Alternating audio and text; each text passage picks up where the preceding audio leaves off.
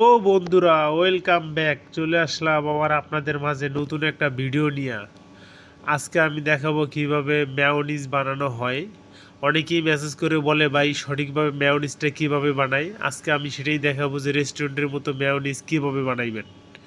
এর জন্য আমি এখানে ডিম নিয়ে নিছি 10 পিস। আর আমি এখানে নিয়ে নিছি সানফ্লাওয়ার অয়েল, চিনি দেবো 50 গ্রাম, মাস্টার্ড পেস্ট দেবো 50 গ্রাম, ভিনেগার দেবো 40 গ্রাম, লবণ দেবো 10 গ্রাম।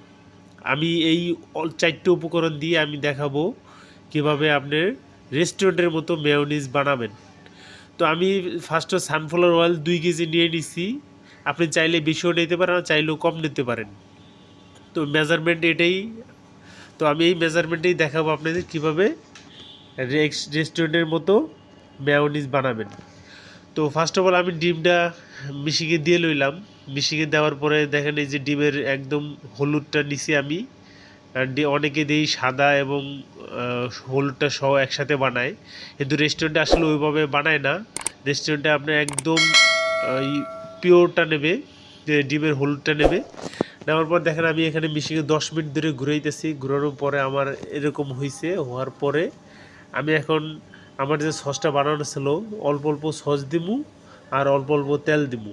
অবশ্যই খেয়াল রাখতে হইব, যদি তেল বেশি দিয়ে ফেলান তবে কিন্তু মেয়োনিজটা ফেটে যাওয়ার সম্ভাবনা থাকে।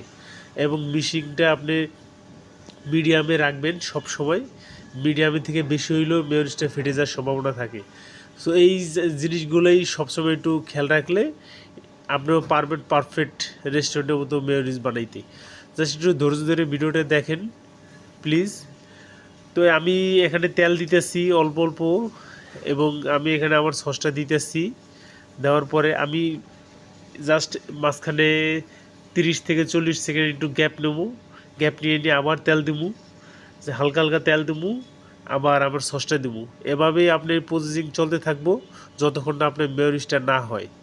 যখন দেখবেন যে আপনার মেয়োনিজটা হয়ে গেছে, তখন আপনার সস যতটুকু আপনার কাছে থাকবো পুরো সসটা দিয়ে দেবেন।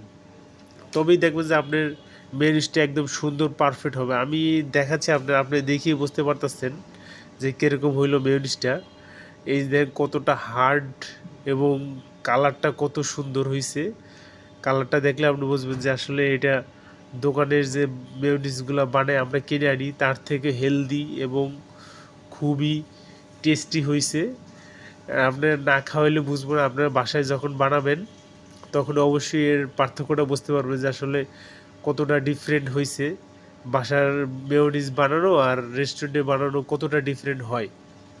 তো আপনার ভিডিওটা সম্পূর্ণ দেখবেন। অবশ্যই আমার চ্যানেলটা সাবস্ক্রাইব করবেন। যারা নতুন আছেন প্লিজ